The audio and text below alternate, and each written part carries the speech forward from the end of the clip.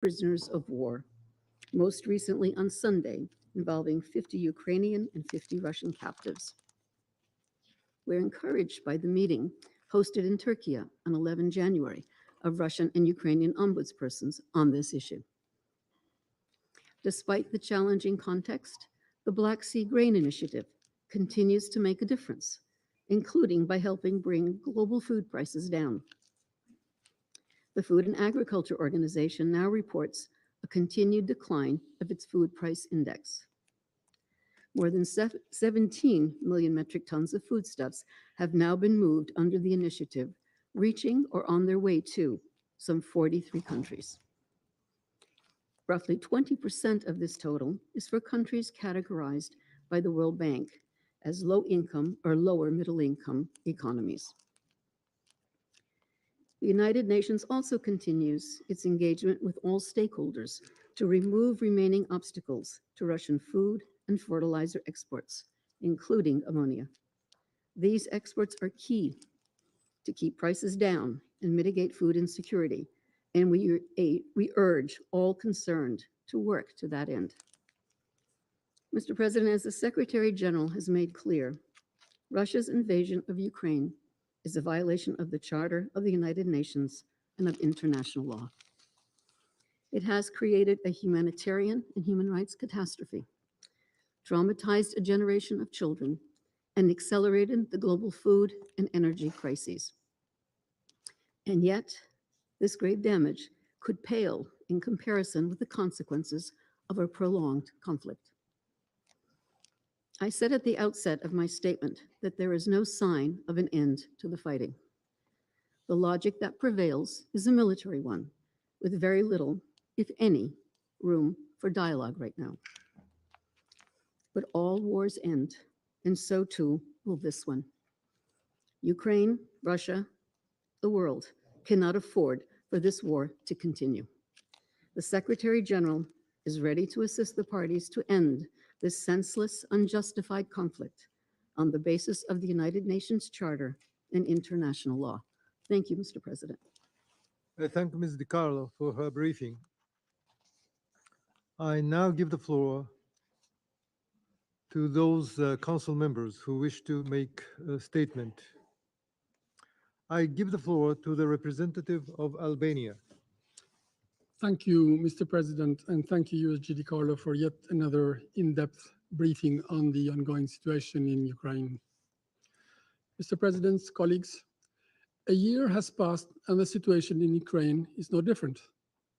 323 days of an ongoing and unjustified war have resulted in devastating damage to the population and the country's physical, economic, and human infrastructure. Thousands of civilians have been killed. Some 8 million have become refugees. A large part of the population is suffering from psychological trauma. Despite worldwide condemnation and rejection, despite the huge human toll in human lives, despite everything, Russia continues on the same course. Civilians and their families in Ukraine have and are enduring escalating devastation. Children continue to be killed, wounded and deeply traumatized by the violence all around them. Endless individual traumas tell the larger story. Take this story. Yaroslav, a 13-year-old boy, was waiting the new year with his family in Nadniprianske when their home came under Russian fire.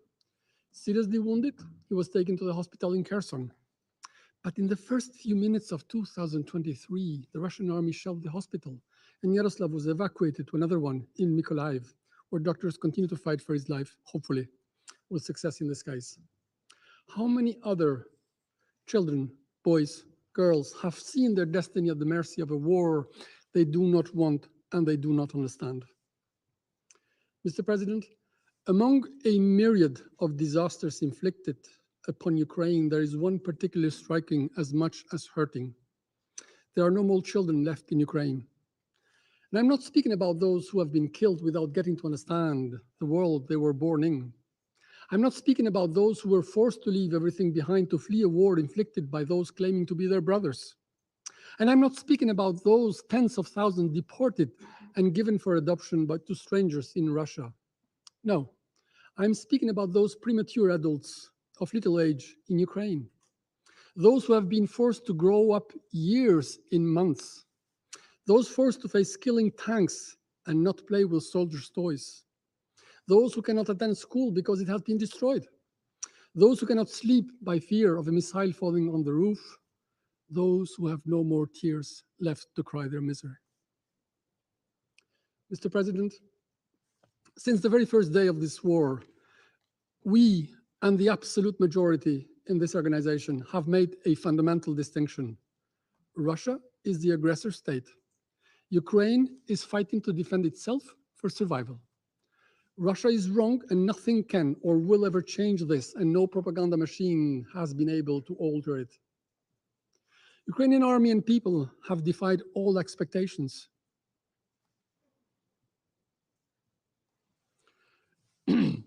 We applaud their heroic resistance and military brilliance in the face of a brutal invasion. This is why it has been and remains crucial to help Ukrainians to defend themselves and prevail in restoring their sovereignty, in securing their borders, because any other result will only sharpen the Kremlin's appetite. Let's not forget, only 8 years separated Russia's seizure of Crimea and the invasion of Ukraine. Those who believe being on a messianic mission to restore falling empires will not stop if they are not stopped. They will just wait until the next move. The world needs Ukraine within its borders to save a world order from the current and future transgressors of commonly agreed rules. Ukraine has been able to show the world the strength of the right against the illusions of the might. In this conflict, it is the courage and resilience of Ukrainians that represent the hope for a life in peace for all of us. Mr. President, since February last year, the course of the war has forced multiple times Russia to define down its military goals. Russia abandoned the Kiev area because it was forced out. Kremlin officials declared that Russia is in Kherson forever, and then they were forced out. All the ground lost in 2022 has not resulted from any tactical retreat, but from outright defeat. The Kremlin has not changed its goals. It has been contained and stopped. This is why it is important to continue to support Ukraine by providing political, military, financial, and humanitarian support and assistance. Ukrainian heroes fighting for freedom, for all of us, for what we believe in, for what we stand for, need and deserve modern weapons to push back their invader. This is even more evident given the realities on the ground. Since months, we see more and more a war of rage, a bloodshed of proportions, a war of attrition. Solidar, as rightly recalled, pounded for months and where nothing is anymore standing, now resembles Mariupol. Let's not forget it. The footprint of an absolute insanity. Reporters speak of a meat-grinding machine where Wagner Group is using human lives as cannon fodder. Mr. President, it has become a pattern. Every time Russia has been stalling and in difficulty on the ground, it has deliberately targeted its critical infrastructure, in particular, Ukraine's electricity distribution grid and power generation capacity. By the way, a blatant war crime.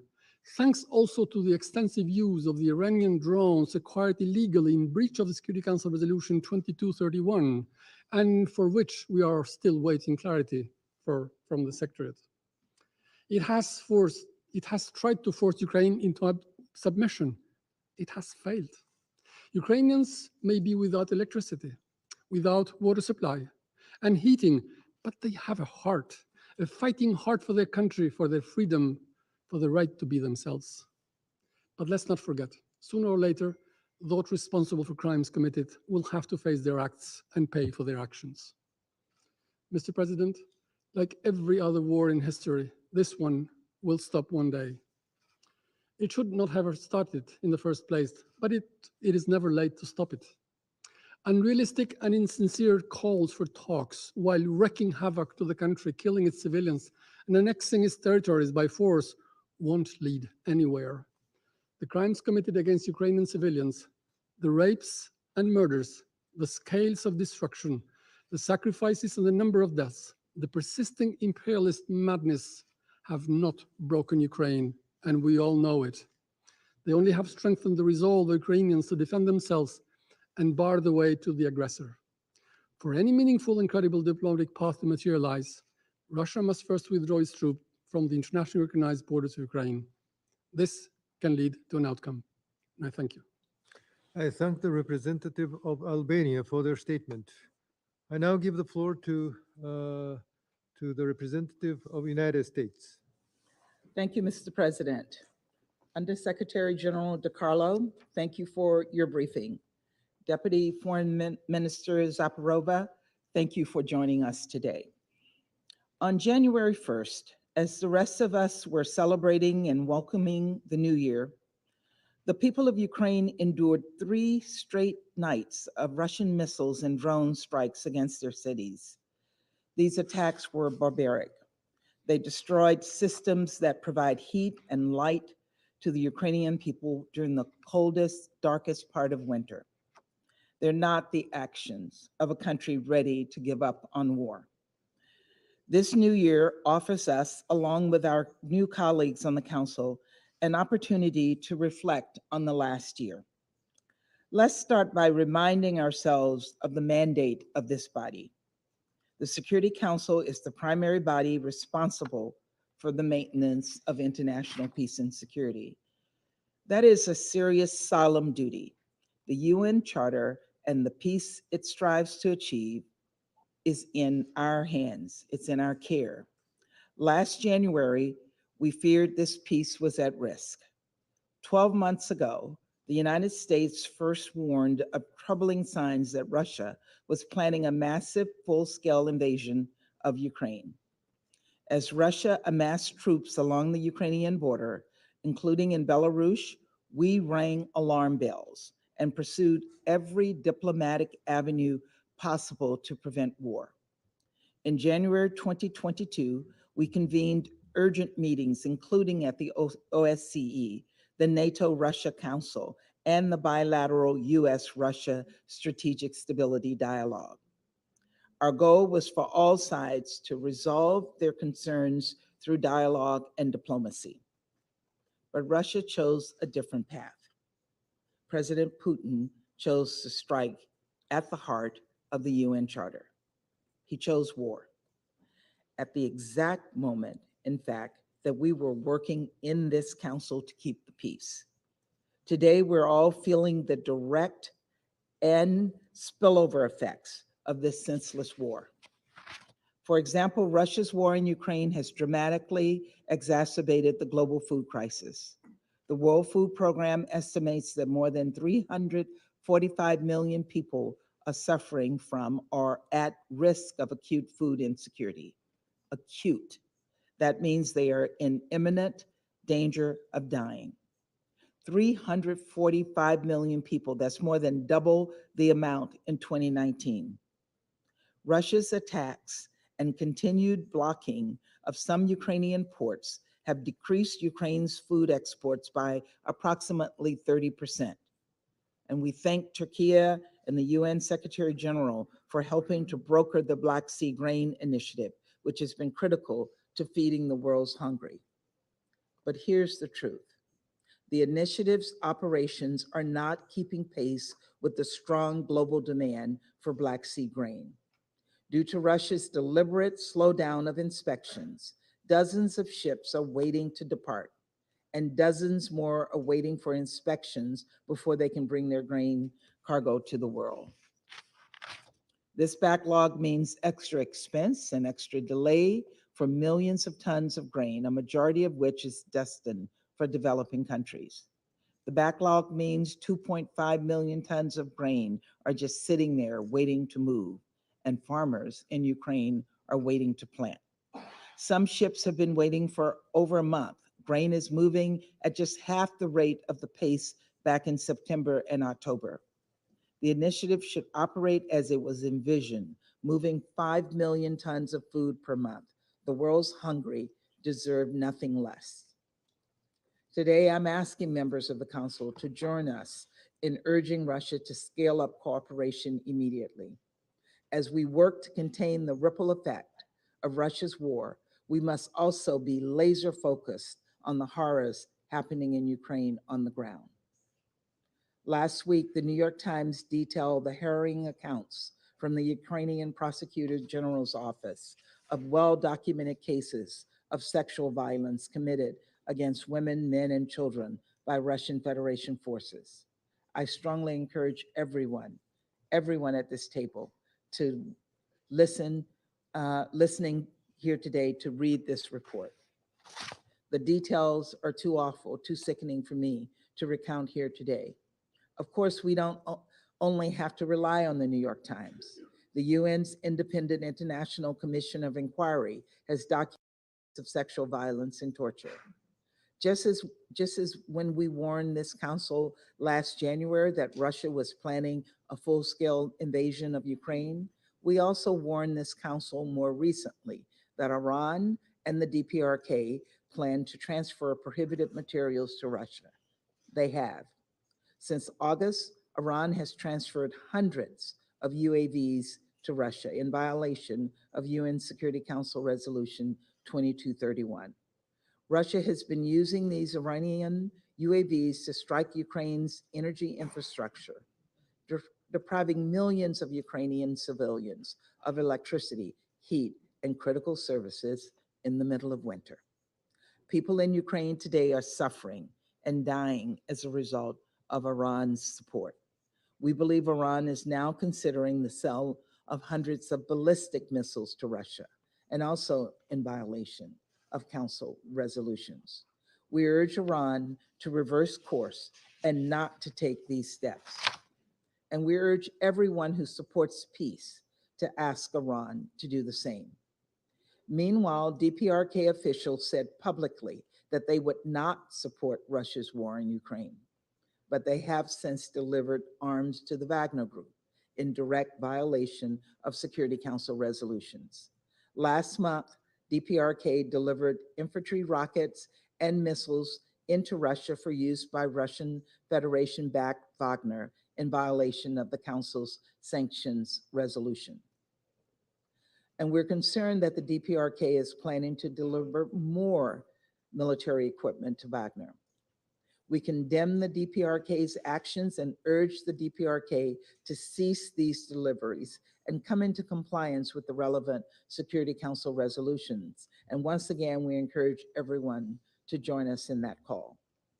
Mr. President, as we start this new year, the world is tired of war. The people of Ukraine who have suffered so much crave to return to a normal life. Now is the time for all countries to stand together and demand that Russia end this senseless war. We must come together in defense of the UN Charter and its most fundamental principles. We must come together to achieve a just and secure peace consistent with the Charter. And let us continue to do everything in our power to contain the ripple effects of Russia's actions, help those who are suffering both in Ukraine and outside its borders, and hold accountable everyone who violates international law and supports this illegal, immoral war. Thank you. I thank the representative of the United States for their statement.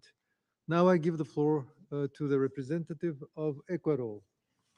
Gracias. Thank you very much, Mr. President. I'm grateful to Undersecretary General for Political and Peacebuilding Affairs, Rosemary DiCarlo, for her briefing. Since this is the first opportunity that my delegation has had to refer to this topic, a central topic on the agenda of the Security Council, I want to just stress that since the very beginning of the military aggression of Russia against Ukraine, Ecuador has condemned it unequivocally.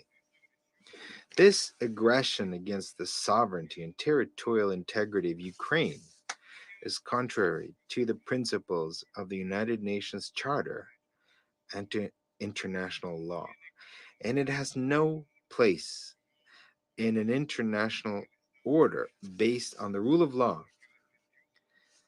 as stated by our Foreign Minister Olguin in the open debate in this Security Council yesterday. Now, pursuant to the principles of our foreign policy and remaining faithful to our vocation as a peace-loving nation, we do not recognize, nor will we ever recognize, the acquisition of territory by force. We'd like to express our support to the Secretary General Antonio Guterres for the efforts to achieve peace undertaken as part of one of the most complex challenges represented by this conflict and any other conflict that involves one of the permanent members of this council. Ecuador regrets, Mr. President, the partial application of Article 27.3 of the UN Charter. That is the article from which the veto is derived, but that article also establishes the obligation for the parties in a dispute to refrain, or rather to abstain from voting. Furthermore, I'd like to highlight Resolution 2623 of 2022, in which the members of the Security Council decided to convene 11th extraordinary session of the General Assembly, which allowed the members of this organization to express their position with determination. My delegation recalls the presidential statement of the Security Council of the 6th of May of 2022, in which this very organ demonstrated unity in expressing its profound concern about maintaining peace and security in Ukraine, and recognized that pursuant to the United Nations Charter, and I quote, all member states have assumed the obligation to resolve their international disputes through peaceful means, end of quote. The Security Council and its members must honor that declaration. We therefore urge that an end be put to this invasion that will soon mark its one-year anniversary. And we urge that this council examine ways that make it possible to immediately suspend hostilities and to reestablish peace and security in Ukraine, those that are based on the respect of its sovereignty, territorial integrity, and political independence. Ecuador is ready to support any initiative that promotes political dialogue and diplomacy, and that furthermore eliminates the specter of the nuclear threat. Mr. President, Ecuador deplores the recent escalation of attacks and strikes in Ukraine, which continue to deteriorate the humanitarian situation, which has been aggravated by bombing targeting critical infrastructure that has decimated access to basic services. Furthermore, we are very concerned about the risk of accidents or incidents on nuclear power plants. And on this point, we'd like to reiterate our wholehearted support to the International Atomic Energy Agency, IAEA, and would like to reiterate the need to facilitate its work, including on the ground in a way that is safe and without any impediments. Attacks against the energy infrastructure, against housing, hospitals, various educational facilities, these in particular affect the most vulnerable groups, such as children and older adults. Even more, the electricity cuts caused by these attacks aggravate the suffering that the Ukrainian population is experiencing in the midst of a cold winter. These attacks also violate Resolution 2573 for the protection of facilities that are essential for the survival of the civilian population that was adopted in April of 2021. We would like to make an urgent appeal that attacks against civilians cease and that international humanitarian law be respected unconditionally.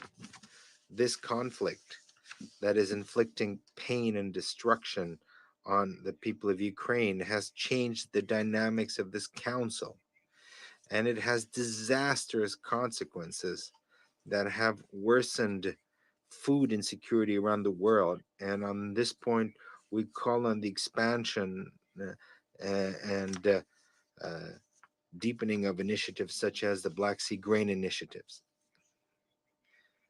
The I'd like to remind this council that during the first month of this military aggression against Ukraine, Ecuador had to evacuate almost 1,000 of our citizens, in particular students, in various humanitarian flights. And lastly, in the humanitarian sphere, Ecuador acknowledges the leadership and the efforts throughout 2022 of Mexico and France. Mexico concluded its very valuable role this past December. For this reason, Ecuador will work very closely with France to continue promoting humanitarian issues in this council. Thank you very much. I thank the representative of Ecuador for their statement. I give the floor to the representative of Mozambique. Mr. President, Mozambique wishes to thank the Undersecretary General Rosemary DiCarlo for our useful and comprehensive briefing. We welcome the participation in this meeting of other distinguished delegations, in particular that of Our Excellency Ms. Emin Zaparova, the first Deputy Foreign Minister of Ukraine, in the company of our distinguished colleague, His Excellency Sergei Kislitseya, the permanent representative of Ukraine to the United Nations.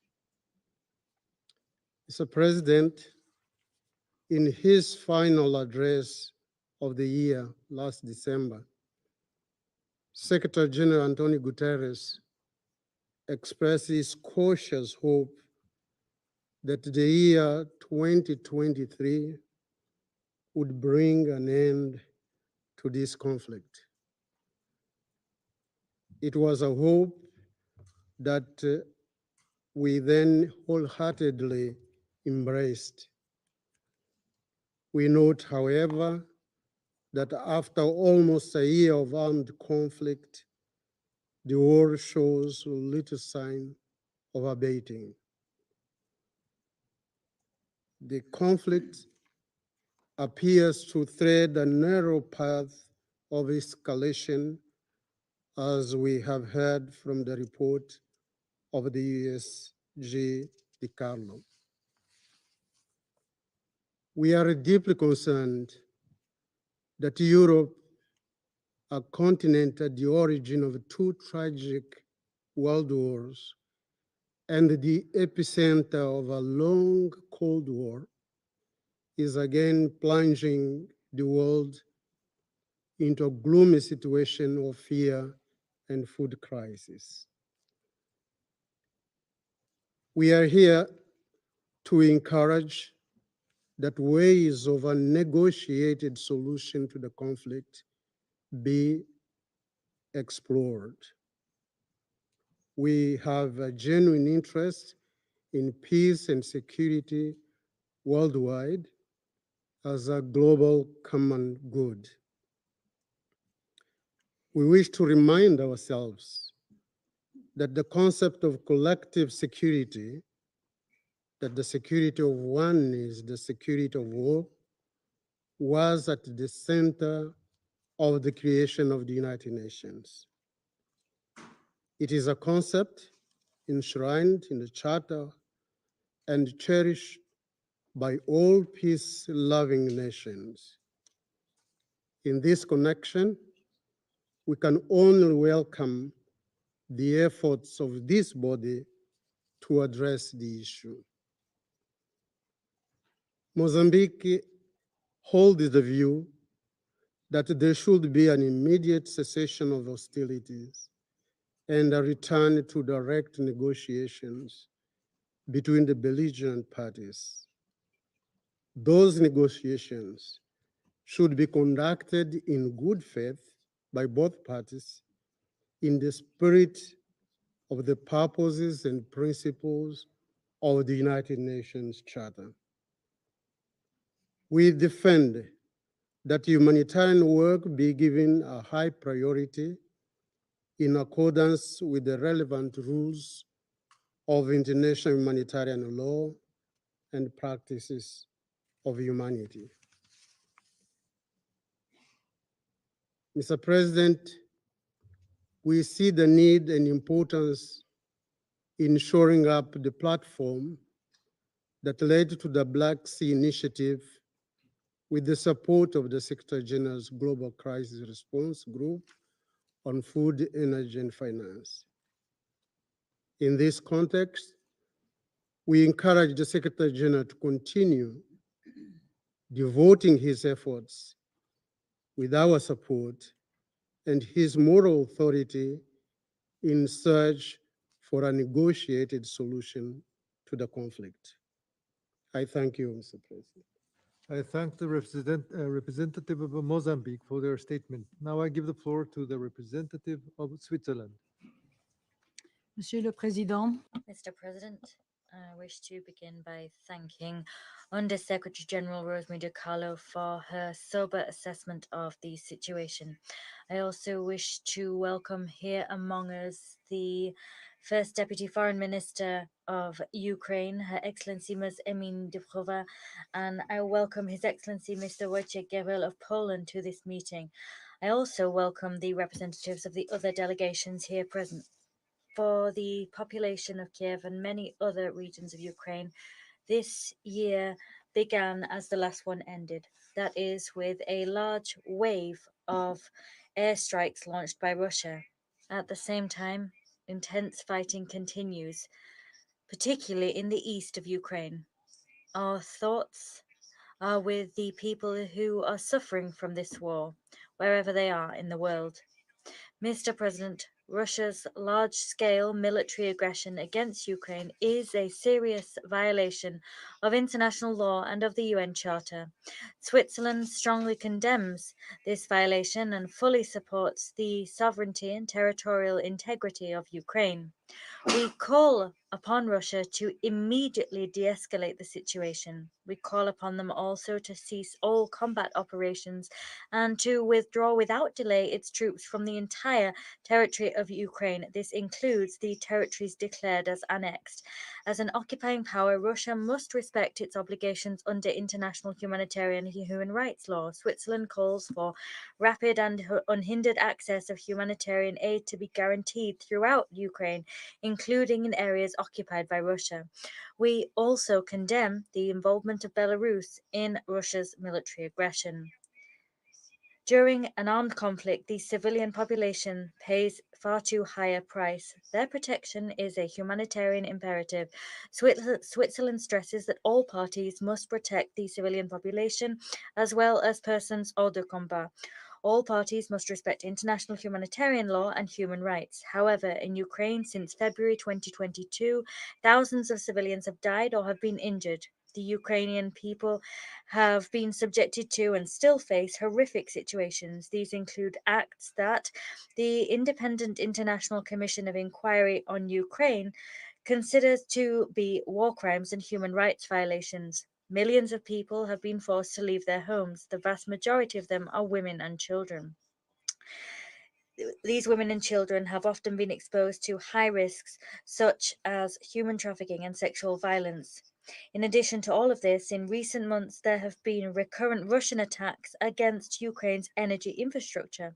Without electricity, the functioning of essential services such as hospitals and water supply systems is hampered. In view of all of the above, I today reiterate Switzerland's call for a cessation of all attacks on civilians and persons hors de combat, as well as attacks against civilian property and on essential infrastructure. We must take a step forward towards peaceful, just, and lasting solutions. This involves a commitment to diplomatic solutions. It also involves progress in the reconstruction process, action on accountability and victims' rights, and involves redoubling efforts to guarantee nuclear safety and security. We must not forget that this war has consequences which go far beyond the European continent. The burden of more expensive food, uncertain energy supply, and the threat of a nuclear incident weigh on the whole world. We share the Secretary General's conviction, and I quote, "This is not a time to sit on the sidelines. It is the time for resolve, determination, and yes, even hope." End quote. Switzerland supports, including as host state in Geneva, the good offices of the Secretary General and his unwavering commitment to advancing peace. We will continue to provide humanitarian aid in Ukraine. We'll do this, for example, by supplying mobile heating devices. We support justice for victims, including by promoting the documentation and investigation of crimes committed against them. We are committed to a participatory and transparent reconstruction process under Ukrainian leadership. This was set out by the Lugano Principles. Mr. President, last year, war returned to Europe with full force. As members of this Council, it is our responsibility to do everything in our power to ensure that this year is a year of just peace in accordance with international law in Ukraine and elsewhere in the world. Thank you. Thank the representative of Switzerland for their statement. I now give the floor to the representative of France. Monsieur le Président, Mr. President, I wish to thank Ms. Di Carlo for her briefing. Soon it will be a year that Ukraine has resisted with bravery and determination the Russian aggression, which was unleashed in violation of international law and of the United Nations Charter. Russia had counted on the rapid collapse of the Ukrainian army and its authorities. 11 months later, the offensive on Kiev has been pushed back. The region of Kharkiv and the city of Kherson have been liberated. With each victory of Ukraine on the ground, Russia reacts with cowardice by shelling civilian infrastructure. These strikes have a very clear goal, that of sowing terror among civilians and breaking the morale of the Ukrainian people. The unilateral announcement by the Kremlin of a ceasefire that Russia and its own reserves have not upheld is additional evidence of Russia's cynicism. Mr. President, Russian strikes violate the fundamental principles of international humanitarian law and of international criminal law. These unacceptable acts constitute war crimes and will not go unpunished. France will continue to stand shoulder to shoulder with Ukrainian courts and with the International Criminal Court. Stocks of munitions in Russia are diminishing and they're facing major difficulties on the ground. At the same time, Russia is seeking to get supplies by all means possible, including by violating Security Council resolutions. Moreover, Russia is making extensive use of drones supplied by Iran. The United Nations must investigate these transfers. These violate Resolution 2231, and the United Nations must ensure Russia is held accountable. To compensate for these huge losses, Russia does not hesitate to mobilize Wagner mercenaries. Many criminals are among Wagner's ranks. The Russian aggression has devastating consequences on global food security. Global food security is used by Russia as a weapon of war and as an instrument of blackmail. The Black Sea Grain Initiative has proven effective. It has lowered the price of foodstuffs and allowed these foodstuffs to achieve those who need them the most. Several millions of tons of grain have been exported. The majority of this material has gone to non-European nations. We expect Russia to guarantee the full implementation of this agreement. Moreover, we support tangible initiatives taken by Ukraine. France has mobilized through the Farm Initiative and as well as through the European Solidarity Lanes Initiative. Mr. President, Russia continues its headlong rush forth and stepped up its abuses. In so doing, Russia has consistently demonstrated that it does not wish to see peace. Russia alone is responsible for continued hostilities.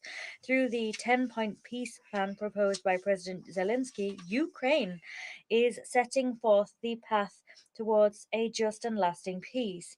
This peace will only be achieved if there is a full withdrawal of Russian troops from the whole of Ukrainian territory. That is the only way that it will be possible to put an end to the suffering of the Ukrainian people, a people who fight courageously for their freedom. Against this backdrop, France will continue to provide the Ukrainian people with all necessary support for them to exercise their right to self-defense and so that they can preserve their sovereignty, territorial integrity, and independence. I thank you.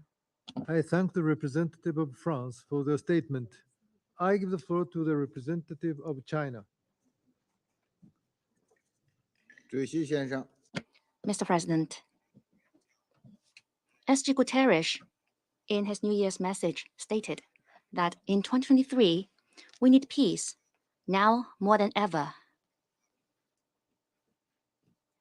Helping Ukraine and the European region restore peace and stability is an unshakable responsibility of the international community, the Security Council in particular, and a goal that we should redouble our efforts to achieve in the new year.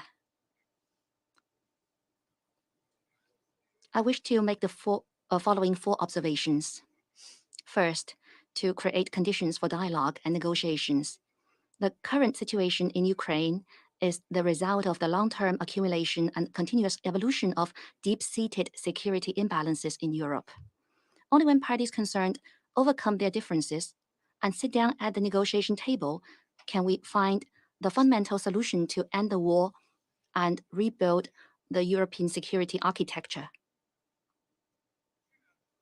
The path of peace talks is not a smooth one, but as long as we do not give up our efforts and demonstrate political determination and wisdom, starting from little and practical things and gradually building up, the prospect of peace will always be within reach.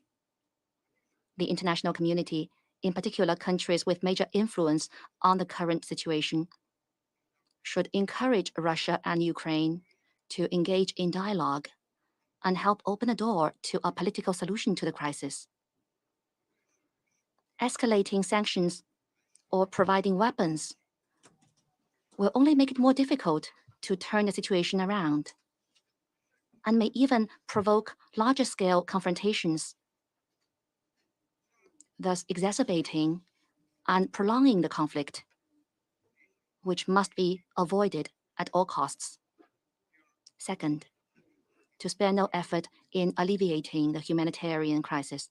The ongoing conflict and the cold winter have added to the humanitarian needs. Many people have to face the daily reality of shelling, lack of water and electricity, and family separation while ushering in the new year. Parties to the conflict should effectively uphold international humanitarian law, take measures to protect civilians and the civilian infrastructure from attacks, and make every effort to reduce the humanitarian consequences of the conflict. Continued international humanitarian assistance is indispensable to help conflict-affected people survive the winter. It is imperative to help Ukraine repair damaged energy infrastructure as soon as possible so that people can survive the winter and a larger scale humanitarian crisis can be avoided. Russia's 36-hour ceasefire over Orthodox Christmas allowed people to spend the holiday in peace and provided favorable conditions for the humanitarian agencies to deliver their supplies, which should be welcomed. we hope in future there will be more similar ceasefire initiatives so as to create conditions for a comprehensive ceasefire. Third, to eliminate nuclear security risks. The shelling around the Zaporizhia nuclear power plant has not ceased, and its safety and security has been a source of concern. According to the IAEA, all 6 reactors at the plant are down, and the last backup power line to guarantee the plant's safety and security functions was damaged by shelling at the end of last December, with power transmission only resumed last week. This should not happen again, and all military operations that could affect the safety and security of the nuclear power plant should be stopped immediately. China supports the IAEA in its continuous communication with Russia and Ukraine on the safety and security of the Zaporizhia nuclear power plant in order to reach a mutually acceptable and a viable arrangement at an early date. Fourth, to contain the spillover effects of the crisis. The COVID-19 pandemic, the conflict in Ukraine, and other crises are reinforcing each other with devastating impact on the achievement of the SDGs. Developing countries are suffering from increasingly high inflation and debt burdens. And in last year alone, the number of people suffering from extreme poverty and severe hunger increased by several million. It should be noted that this is not simply about production and demand, and that the disruption of global industrial chain and supply chain by unilateral sanctions cannot be ignored. Major developed countries should adopt responsible economic, monetary, and trade policies to avoid negative spillover effects that exacerbate the economic and livelihood difficulties of developing countries.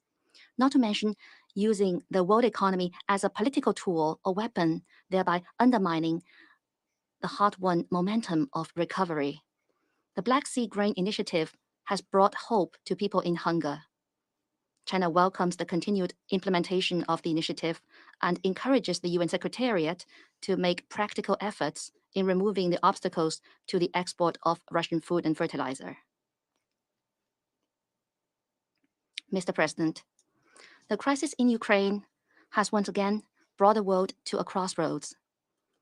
As President Xi Jinping stated, whether to revert to the Cold War mentality, unprovoked division and confrontation, or to proceed from the common welfare of the humanity and uphold equality, mutual respect, and win-win cooperation.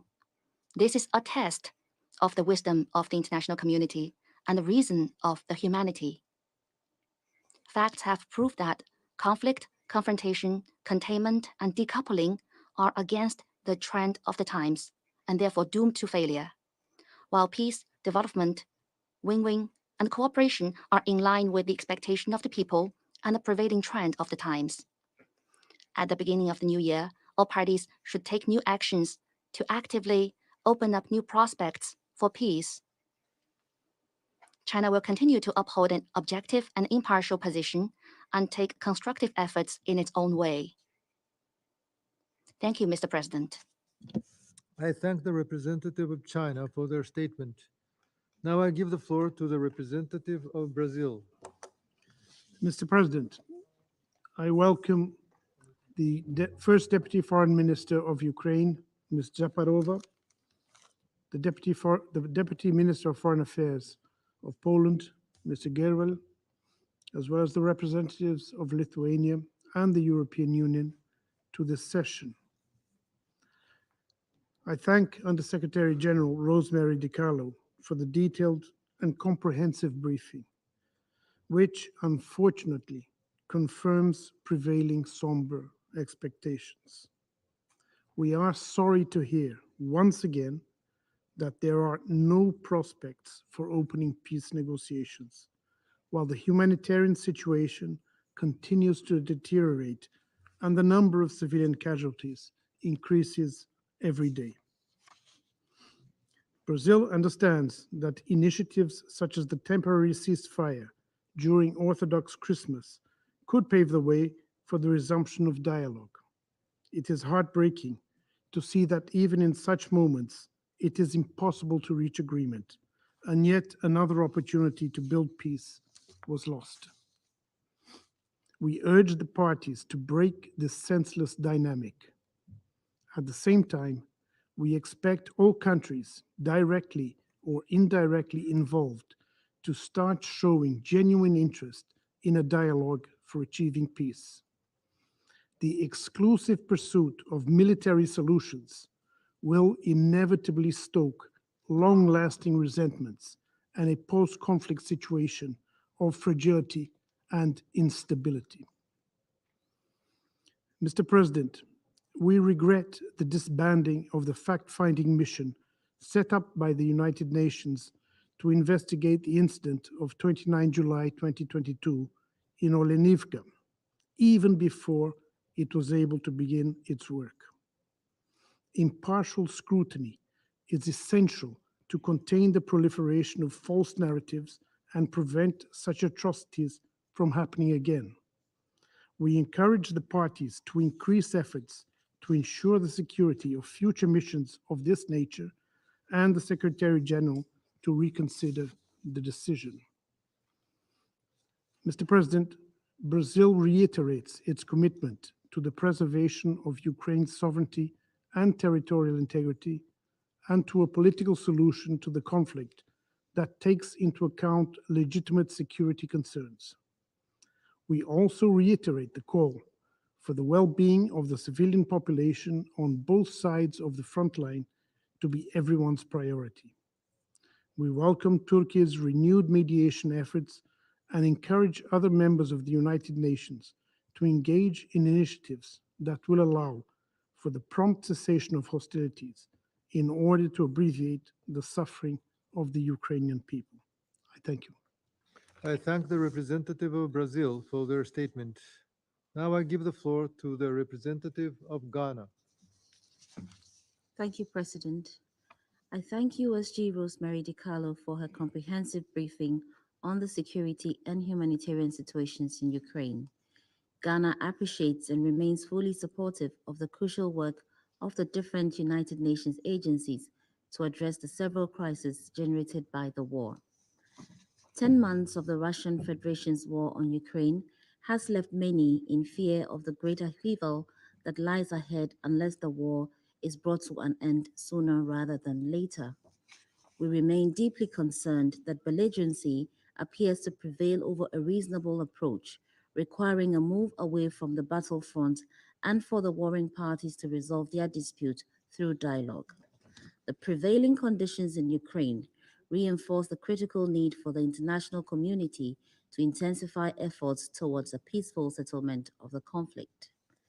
Despite the echoing calls by the members of this council and the international community, the Russian Federation's actions have perpetuated a disregard for the prohibiting obligations of international law against the use of force as it engages in an intense fight to capture the city of Solidar and many other parts of the country.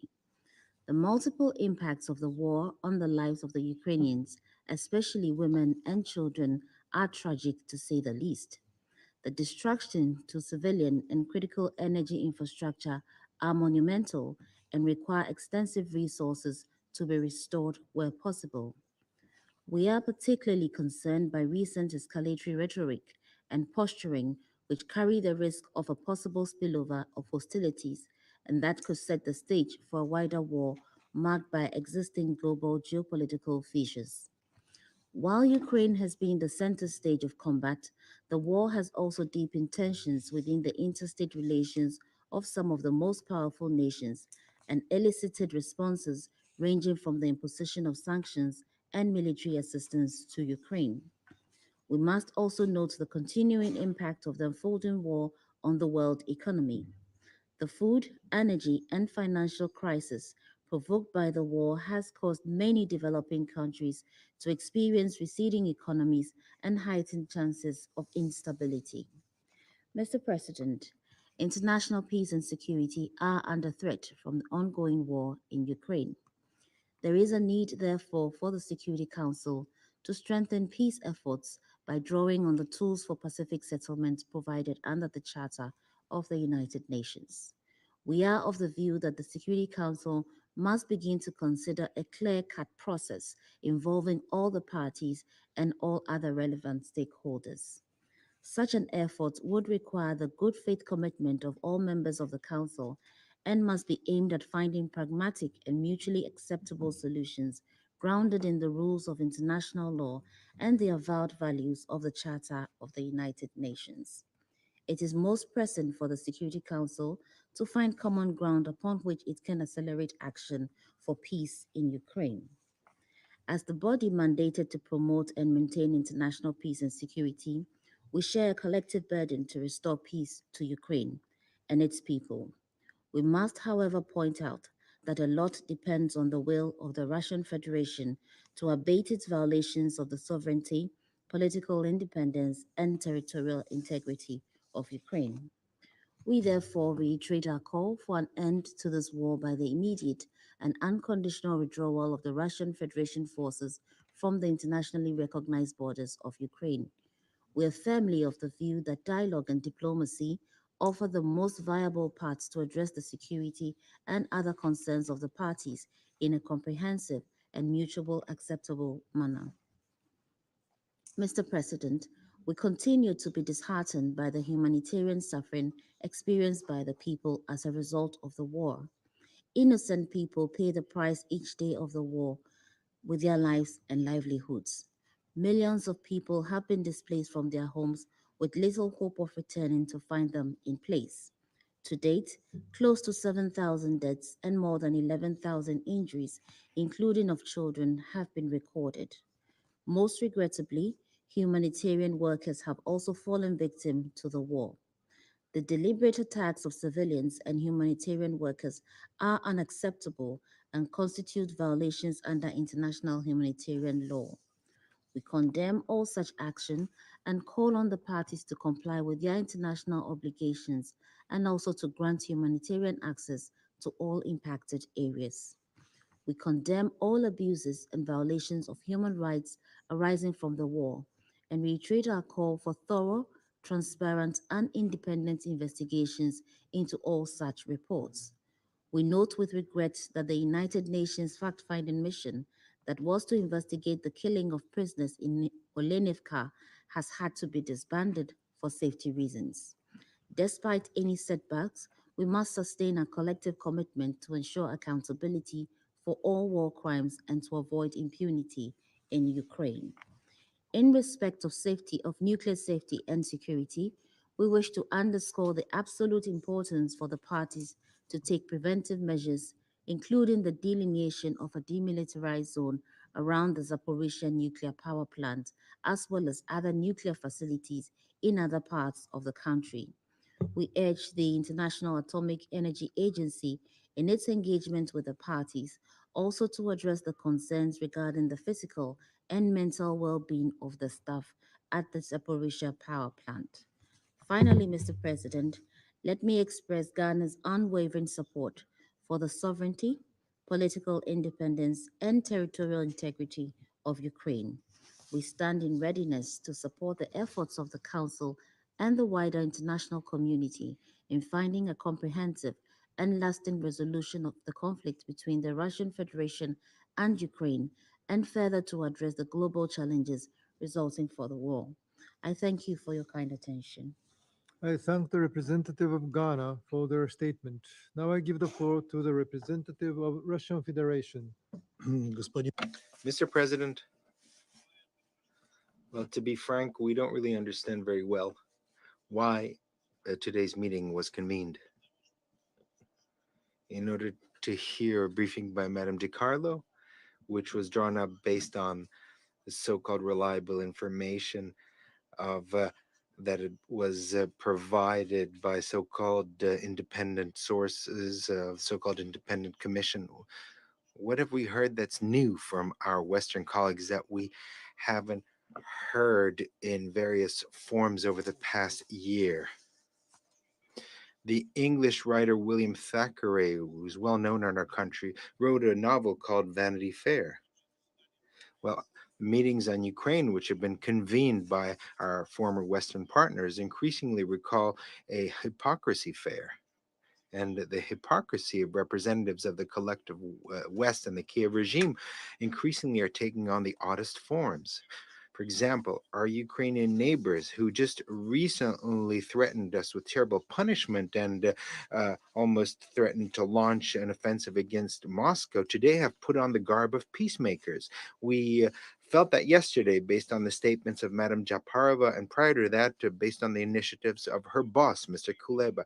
Ukraine now is running around brandishing the idea of some sort of a peace summit, suggesting any way it can that it's Russia who doesn't want war. Clearly, this is merely an attempt to win sympathy among Western public, who is increasingly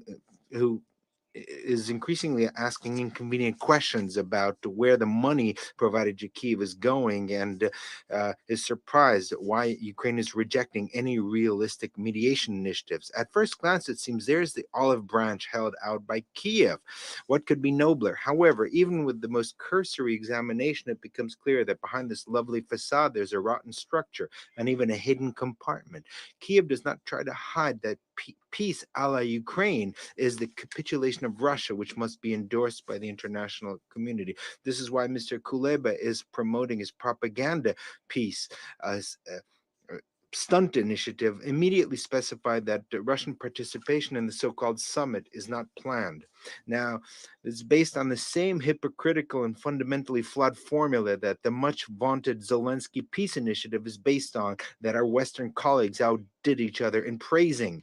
Anyone who believed even for a minute in the peaceful intentions of the Ukrainian dictator, I'd like to remind them that from the 30th of September, the very possibility of dialogue with our country was forbidden by Ukrainian legislation.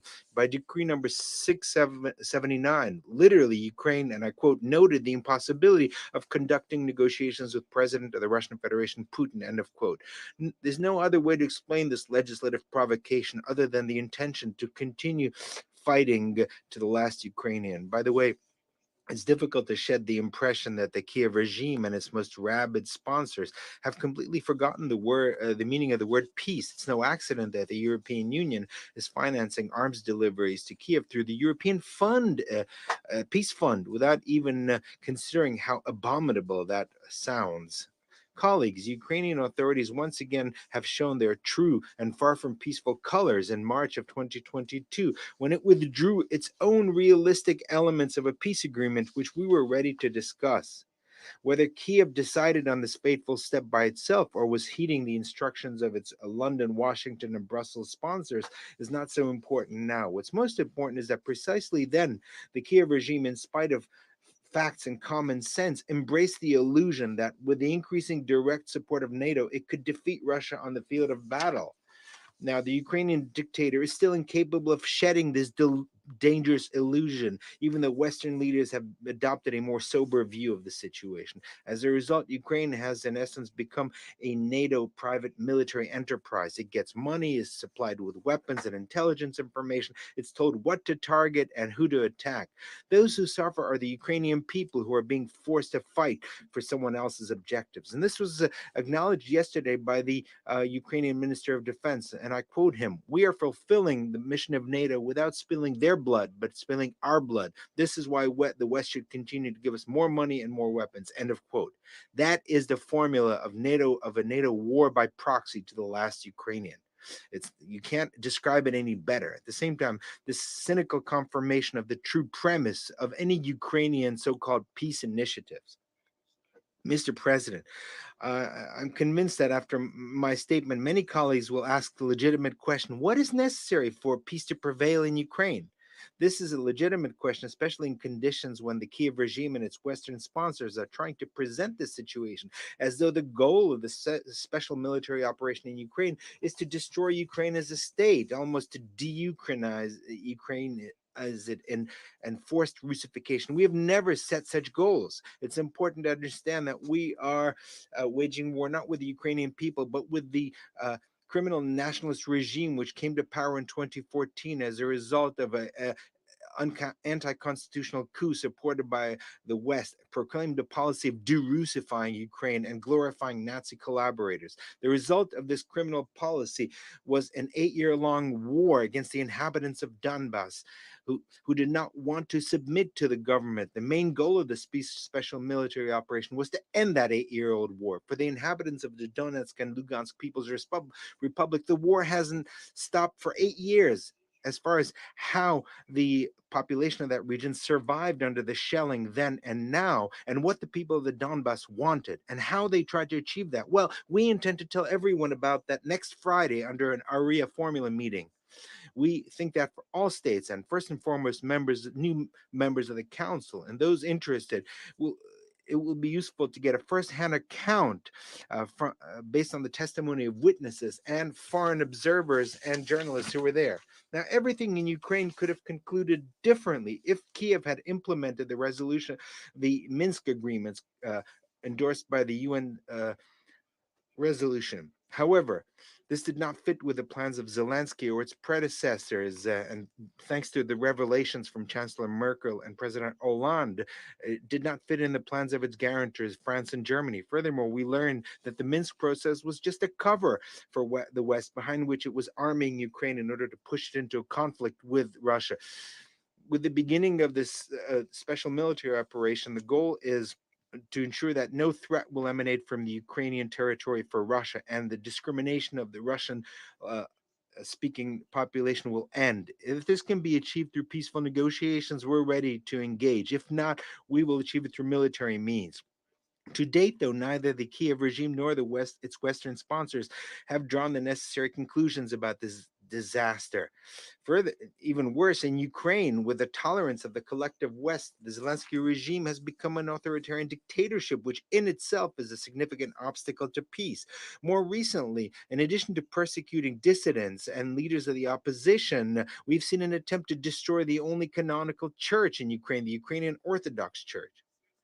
The consequences of such actions for regional peace and security could be very severe, which is why we believe that this situation deserves close scrutiny by the members of the Security Council. In this connection, we'd like to request the Japanese presidency to convene a separate meeting of the Security Council on this topic in the afternoon of the 17th of January. Thank you. I thank the representative of Russian Federation for their statement. Now I give the floor to the representative of Gabon. Merci, Monsieur le Président. Thank you, Mr. President. I thank Under Secretary General Rosemary DiCarlo for her briefing. I also welcome here today the first Deputy Foreign Minister of Ukraine and the Deputy Minister for Foreign Affairs of Poland. I also welcome the representative of Lithuania and the head of the delegation of the European Union to the United Nations here today. Mr. President, since the last meeting of this council on the war in Ukraine, no lull has been noted on the ground. There has been no respite for the people. The bitter fighting taking place in Solidar and in Bakhmut compels us to act. Civilians there are subject to regular shelling and are gripped in an unbearable vice as they struggle to control every space. According to the most recent statistics from the United Nations, this war has produced around 6.5 million IDPs. There have been more than 5 million refugees produced, more than 7,000 civilian deaths, and more than 11,000 injured. In addition, there have been alleged rapes, alleged acts of sexual violence, infiltration, trafficking in person, namely of children and women. Children's education has been disrupted, and there have been consequences and trauma which go far beyond the boundaries of the conflict itself. The use of weapons of mass destruction, and in particular the use of drones and other explosive weapons with wide area effects, as well as the use of cluster munitions and anti-personnel mines, has served greatly to swell the toll of the war in Ukraine. Many attacks have targeted energy infrastructure, health infrastructure, water supply infrastructure, and there have been direct attacks on civilians. Such attacks have forced civilians to flee, to escape danger, and these attacks have also made it more difficult to distribute humanitarian aid to the millions of people in need. The number of people in need of humanitarian assistance has spiked as temperatures have plummeted. We hail the remarkable work of the humanitarian organizations present in Ukraine and present in refugee host countries. Their work has been invaluable in providing aid as well as food, cash, medical care, electric generators, drinking water, and other basic services. Once again, we call upon the warring parties to uphold their commitments under international humanitarian law. We call upon them to refrain from using weapons whose indiscriminate effects inflict atrocious suffering on civilians. Mr. President, as we approach the critical juncture of 12 months of tireless war, it would seem that the rhetoric of the all-out use of weapons is prevailing everywhere, and that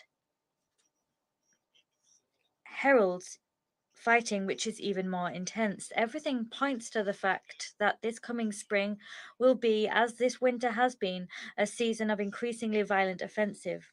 As such, it is high time for the meetings of this council to be convened and focused on reaching an outcome which prioritizes the search for a solution.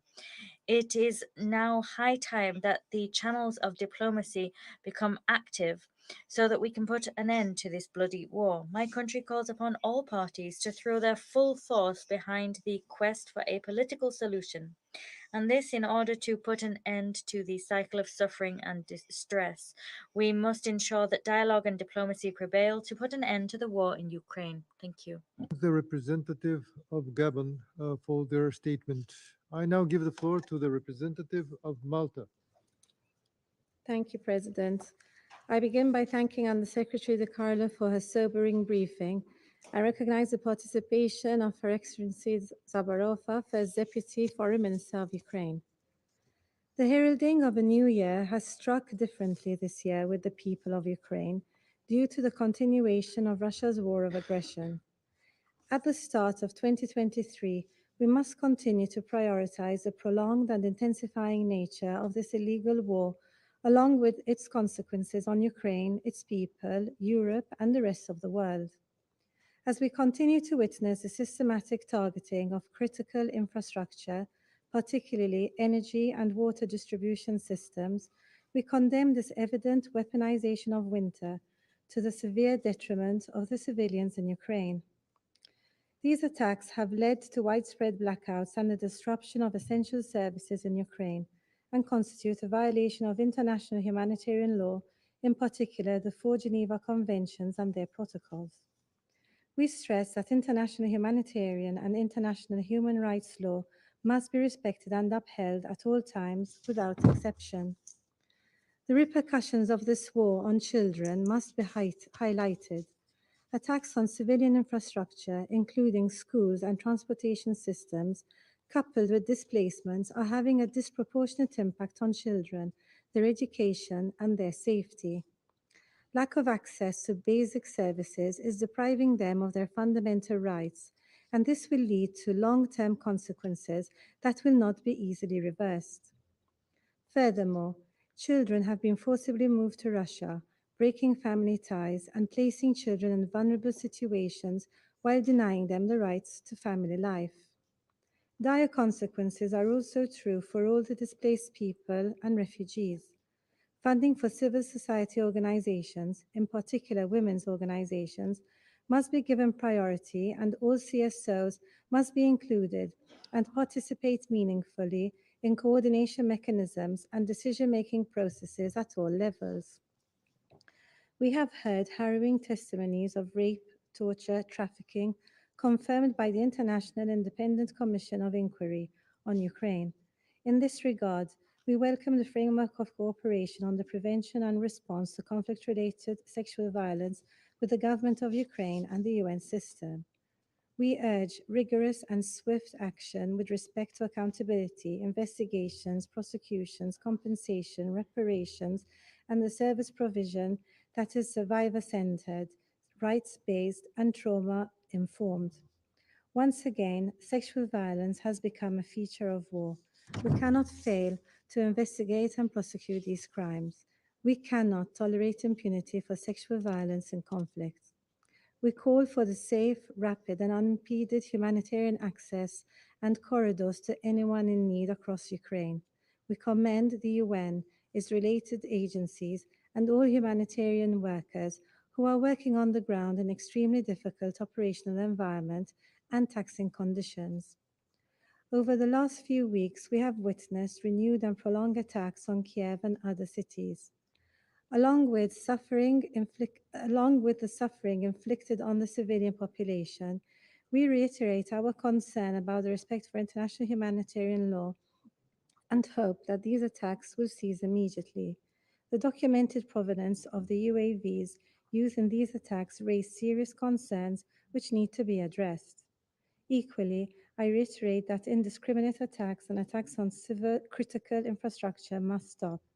It is the responsibility of this Council and all its members to uphold the UN Charter and international law without exception. In closing, we welcome USG De Carlos' positive update with regard to the ongoing contacts regarding prisoners of war and progress on the Black Sea Grain Initiative, and we call upon the Russian Federation to cease all hostilities and take concrete steps towards solving contentious issues through dialogue and diplomacy in ways that are consistent with the UN Charter. Thank you. I thank the representative of Malta for their statement. I now give the floor to the representative of United Arab Emirates. Thank you, Mr. President, and I'd like to also join others in thanking Undersecretary General De Carlo for her briefing and extend my welcome to Her Excellency Zaparova, First Deputy Foreign Minister of Ukraine, and His Excellency Gerwel, Deputy Minister for Foreign Affairs of Poland, for their participation. Mr. President, since last February, this Council has met over the war in Ukraine more than 40 times. Our discussions have covered virtually every reason to abhor modern warfare, from the threat of nuclear confrontation to the plight of children in conflict. Each passing day last year added to the urgency of a cessation of hostilities and the necessity of a negotiated settlement. Yet one fighting season has yielded to another as this terrible conflict continues. And today, nearly 40% of Ukraine's population needs humanitarian aid. The ravages of war have not spared essential services either, while the onset of winter compounds civilian suffering, as we have heard. Donors and aid groups have responded with urgency, scaling up the delivery of essential services and providing thousands of generators to help people through the winter. Indeed, the UAE's aid program has so far sent 2,500 generators as part of our ongoing humanitarian response to the conflict. But aid actors have also been caught in the crossfire. On 15th December, a humanitarian worker was killed while distributing food, and just a few days later, the office of the Red Cross in Donetsk was damaged by shelling.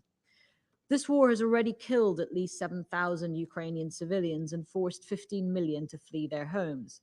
In September, the World Bank estimated that Ukraine's reconstruction would cost around $350 billion. That was before the widespread destruction of critical infrastructure, including power plants and the electricity grid. Beyond Ukraine's borders, the war is contributing to turmoil in the global supply chain and food and energy markets, and imposing unsustainable costs on countries in the global south. For low-income developing states, the conflict added to an already difficult post-pandemic global economy, with rising prices and interest rates and significant inflationary pressures. Nearly 60% of these countries now face a debt crisis. People far from the front lines in Ukraine are paying a price for this conflict. Meanwhile, the international system has had to confront the twin crises of function and principle. The war in Ukraine has risked entrenching global divisions to the point of paralyzing multilateralism with the false choice of with us or against us. At the same time, the challenges to the most foundational tenets of international law and the UN Charter could not be more explicit. Mr. President, we all acknowledge that the war cannot go on for another year of lives lost and immense suffering. The UAE has consistently held that there is no viable military solution. However, we acknowledge that ultimately it is the parties, Ukraine and the Russian Federation, that must decide when and how they begin comprehensive talks. Still, the international community can and must do more to accelerate that process.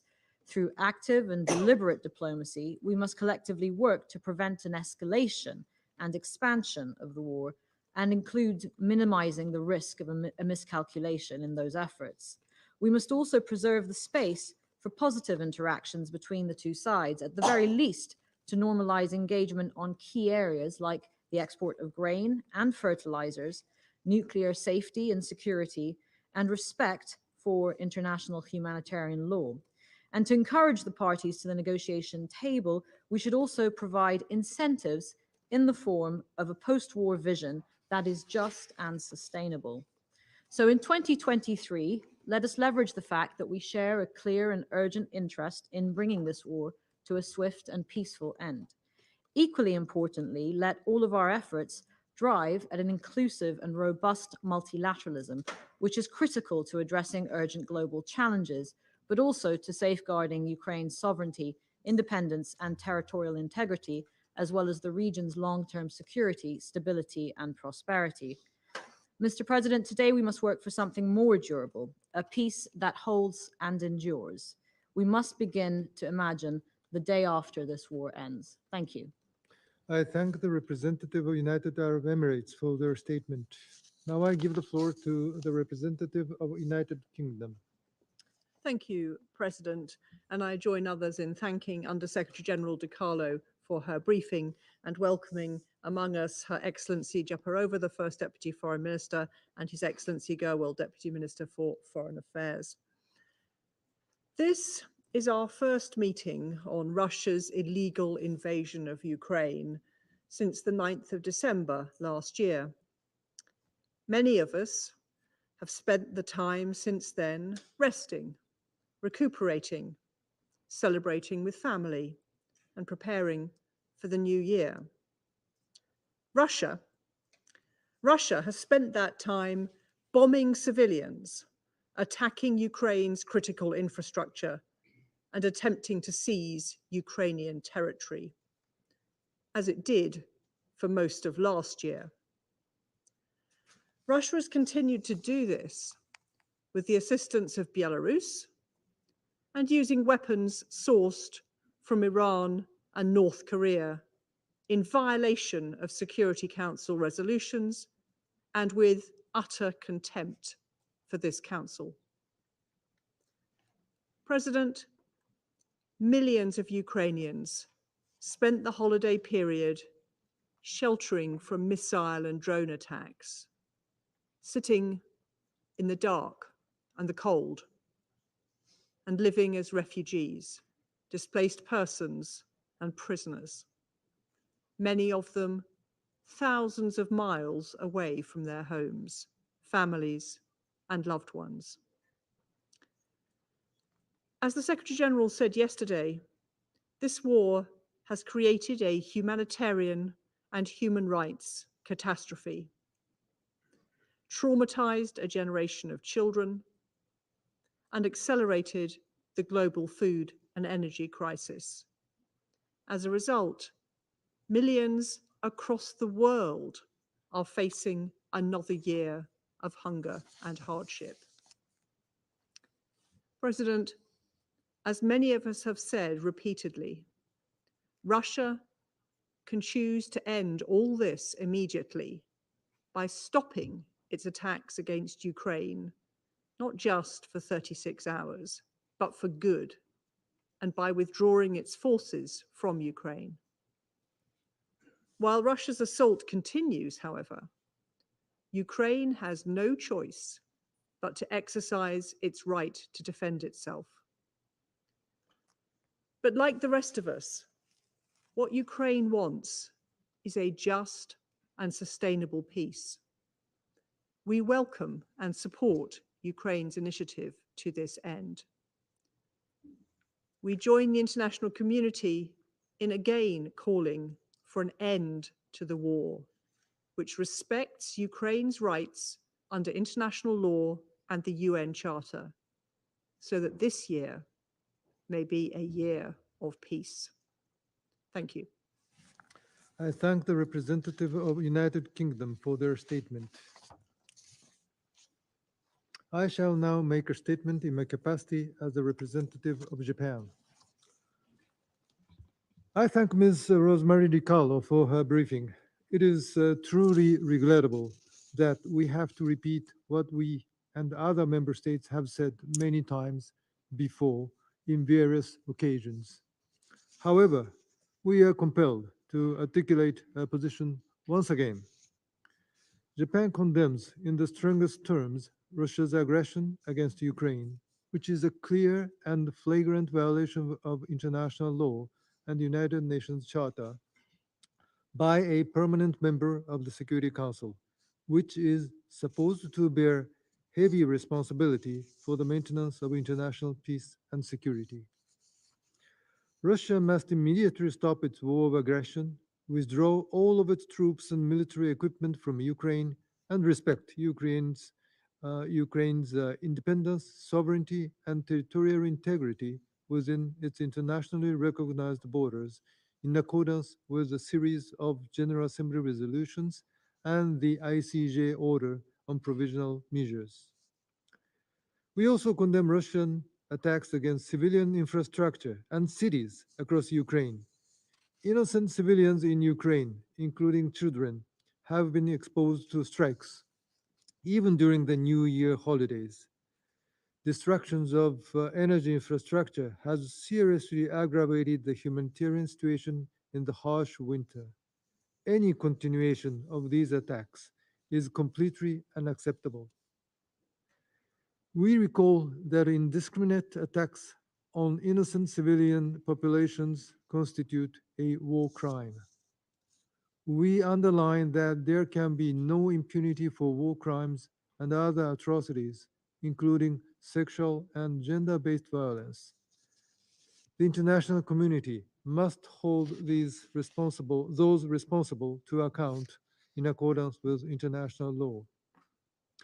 We strongly condemn the transfer of unmanned aerial vehicles from Iran to Russia.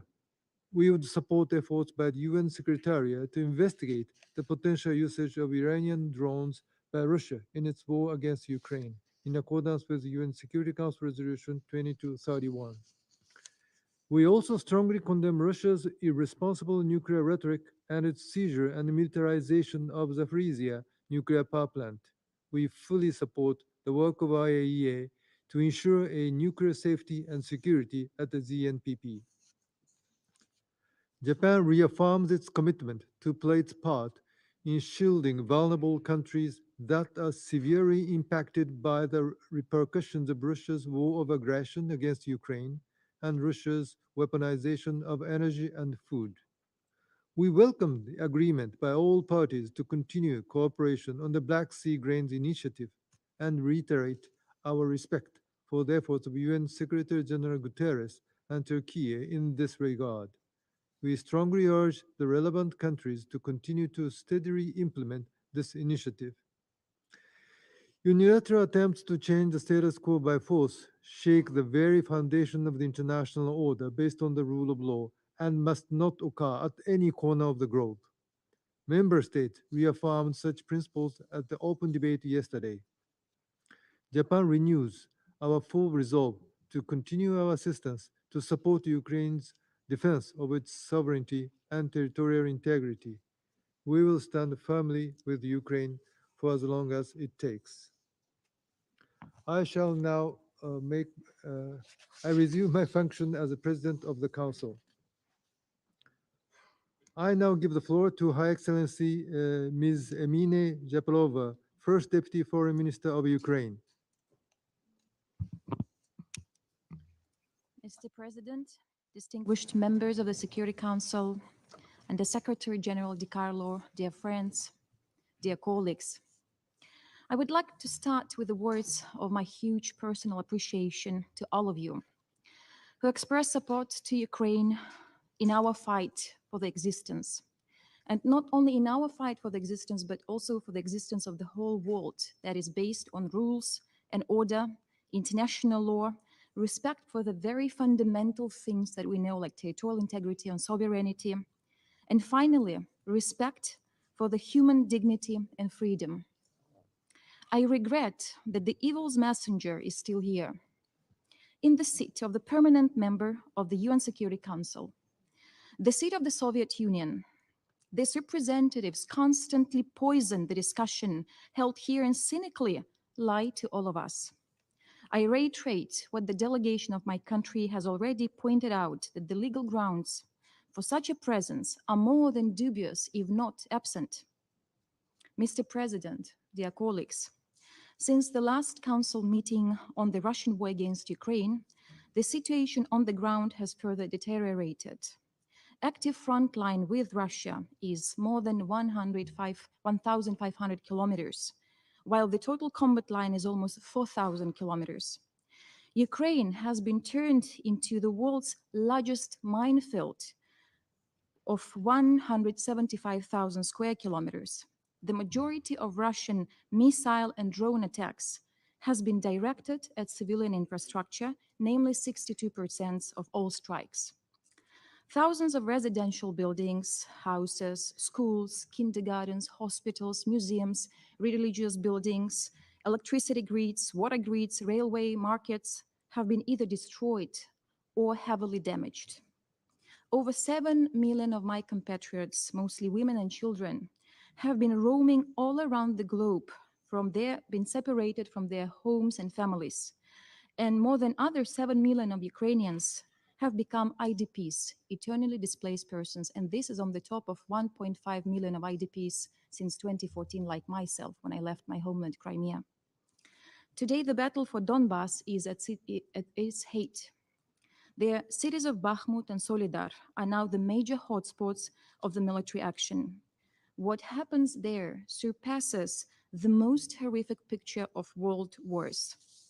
There are ruins instead of residential buildings, emptiness and dead bodies instead of joyful crowds, charred tree trunks instead of forests, and moon-like surface instead of grain fields.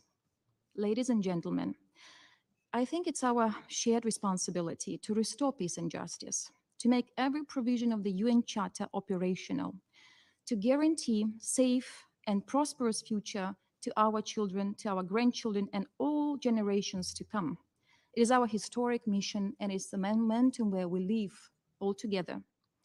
My president, Volodymyr Zelensky, has initiated Peace Formula to meet the pressing challenges of the world. It consists of 10 points that are able to bring back security and justice to Ukraine and the entire world. The formula is quite simple, and it's based on the purposes and principles of the UN Charter. As we all see, the Russia's war impacts the entire world because today our states and peoples are very much interconnected. When Russia destroys grain fields and farms in Ukraine, families from many countries in need suffer from food shortages and poverty. Thus, our peace formula is aimed at ensuring security in all its dimensions: food security, radiation, nuclear safety, energy security, countering ecocide, and preventing repetition of the aggression. We all need to develop enhanced security guarantees to ensure that the tragedy will never repeat. We call on the responsible nations to facilitate and promote the Peace Formula Plan. Excellencies, we also should be united in strengthening our further pressure on Russia to destroy its war machine. The aggressor state has already felt the impact of sanctions, even though they deny it. Its invading army is running out of modern weapons and ammunition. And although we haven't won yet, Russia has already lost. For its final defeat and victory of our democracies, another joint action is needed. In this regard, my message is very clear. We need to reinforce sanctions in sectors of particular economic importance to Russia. Full oil and gas embargo, disconnection of Russian banks from global financial system is price the aggressor state should pay. As Russia finds itself in total isolation, it has to intensify its ties with other pariahs. Moscow irresponsibly gets them ever more involved in its bloody war. We could not allow those who assist Russia in committing its horrific war crimes avoid responsibility. It is applicable both to Belarus, that hypocritically denies its actual participation in the war, and Iran, that supplies its drones to Russia, which continue to be an indispensable mean of Russian missile terror strategy. Ukraine has officially requested the UN Secretary General and UN Secretariat more than once to send experts to Ukraine to investigate Iran's supplies of unmanned aerial vehicles to Russia. Today, I reiterate this request, and I hope that the mission will be dispatched as soon as possible, because the delay undermines the credibility of the Security Council as such, as well as its ability to ensure implementation of its own decision, in particular the UN Security Council Resolution 2231. Colleagues, our efforts to restore peace and security cannot be complete without steps to ensure justice. This is why it is a matter of paramount importance to establish a special tribunal to hold Russia war criminals accountable. In almost 11 months, the aggressor state has already committed over 64,000 registered war crimes. And I dread to think how many more mass graves like in Bucha, in Izum, in Liman, we will be able to discover after full liberation of our territories. These terrifying crimes would not be possible without so-called mother of all crimes, which is crime of aggression, that started in my native Crimea in 2014. And I would like to share with you a very personal story of mine that happened in March 2014, when I lived in Crimea and I was a journalist and I traveled the whole peninsula in order to collect evidences of the Russian crime of aggression. And we were supposed to be briefed by the special envoy of the UN Secretary General, Dutch Ambassador Robert Serry. And he was not there for 2 hours. And there was a rumor that he was kidnapped, that he was seized by the so-called self-defense guys. And I was actually the first to find him in one of the cafeterias in the center of the Simferopol. And I became a communicator between the FSB actually and himself. And he was put under ultimatum to leave Crimea as soon as possible. And then the last message that he gave me when we were together in the Simferopol airport, because we were took by FSB there in convoy and convoyed by fully equipped people. And then he said, I will report to the Secretary General all of the details of this issue, of his travel, because he was not able to exercise his mandate. And this is exactly what has been happening. While Russia has been declaring its openness for any access of international delegations, monitoring missions like in Olenivka, they in fact do not and are not opened for monitoring because they are dreaming of hiding their own crimes. And we, of course, with Olenivka, as far as we gave all of the necessary guarantees to have an access and fact-finding mission, we regret that Russia failed to do so. The International Criminal Court in The Hague, which investigates Russian crimes against Ukraine, does not have sufficient jurisdiction and power for the prosecution of the Russian aggression. And thus we believe that the only way to restore justice is the establishment of this international mechanism or special tribunal. Your support of the respective resolution is a sign of hope for every single Ukrainian whose life was dramatically affected by Russia's war. Ladies and gentlemen, my next point is dedicated to defense assistance and weapon. Air defense systems are still a top priority as Russia keeps its missile terror all across Ukraine. As a result, almost half of our energy infrastructure is damaged. Millions of Ukrainians have to spend their evenings and nights by candlelight because they have no electricity. For its part, Ukraine, even being under unprecedented attack, keeps to share not only values and dignity, but also something very practical, like, for example, the initiative Grain from Ukraine. And I thank to the UN and a number of our partners for supporting this humanitarian initiative of my president. It is clear that there is no room for compromise with evil, because if Ukraine stops fighting, it will die. The war as we know it will die. If Russia stops its aggression, the war will end. It is as simple as that. However, even after the victory, there will be many challenges to address. according to the latest estimates that we have, the total amount of damage caused by Ukraine's civil and critical infrastructure is more than $127 billion. The recovery of Ukraine will be one of the largest investment projects. Now Ukraine has become the biggest construction site in Europe that provides a wide range of multiple opportunities for international partners to implement the best practices in the sphere of engineering, construction, and transfer of technologies. The sooner Ukraine recovers, the sooner Ukraine could again fully focus as a reliable partner and active contributor on resolving the global challenges, such as climate change, food insecurity, poverty, conflicts, and many other that affect the daily life of hundreds of millions of people all around the world.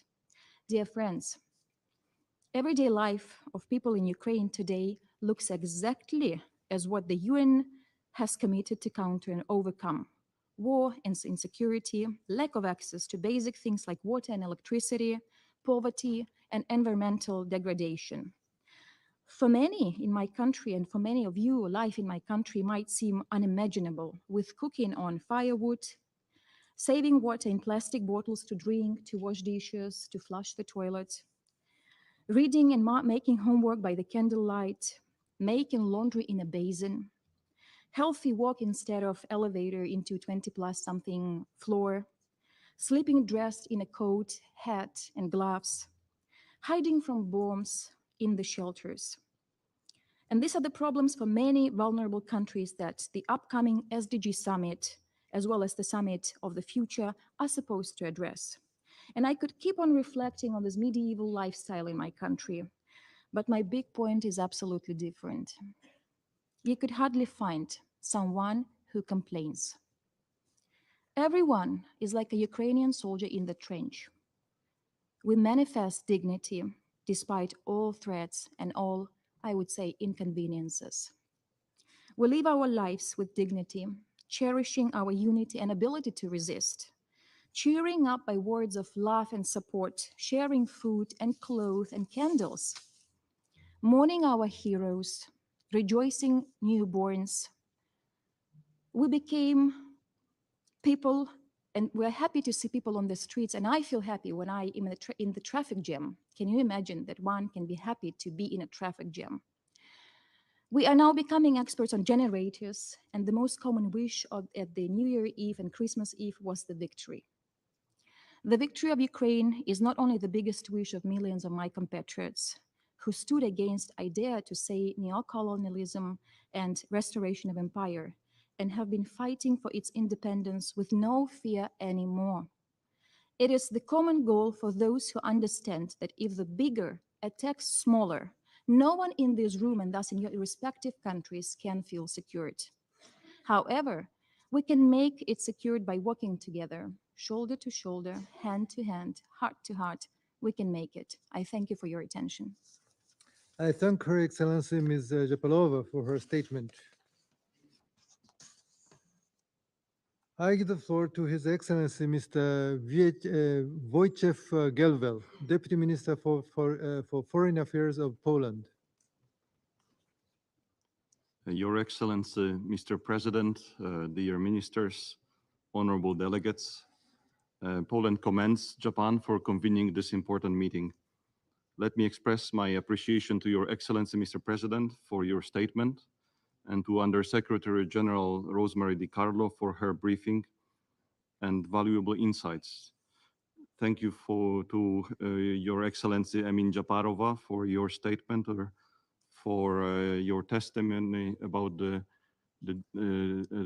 dignity of the Ukrainian people, which you so eloquently evoke. Mr. President, with each and every day of its aggression against Ukraine, Russia is breaking the most basic rules and principles of international law enshrined in the UN Charter and other historic documents. We are obliged to repeat this plain fact over and over again, even though it falls on the aggressor's deaf ears. Today, I would like to make 3 points regarding the current situation in Ukraine. First, I wish to assure you that Poland will continue to act as the assistance hub for Ukraine as long as it is necessary. We have been proud to offer our goodwill services to Ukraine and Ukrainians from day one of the Russian invasion. In addition to offering shelter to millions of Ukrainian refugees, Poland keeps providing and facilitating transfers of multidimensional aid, as well as hosting several hundred humanitarian workers from over a dozen UN agencies and international organizations. We are the main support gateway for Ukraine, and it is our intention to continue in this particular role as long as it is required. Second, I would like to inform you about the conclusions of the Lublin Triangle Summit of the presidents of Ukraine, Poland, and Lithuania, which took place in Lviv just 2 days ago. In their joint declaration, the three leaders underlined, among other things, their full support for the creation, in accordance with the principles of international law, of an ad hoc international tribunal for the crime of aggression committed by the Russian Federation against Ukraine. The presidents also voiced their support for convening the Global Peace Formula Summit initiated by Ukraine in order to consolidate international support as presented by President Zelensky. Poland and Lithuania also reconfirmed their strong advocacy for Ukraine's Euro-Atlantic perspective. Mr. President, and last but not least, my final point is an appeal to the members of this Security Council and the whole international community. It is my duty to express in this chamber Poland's concern with the role of Belarus in the Kremlin's strategy regarding Ukraine. By now, we already know that Minsk is politically and practically supporting the Russian aggression.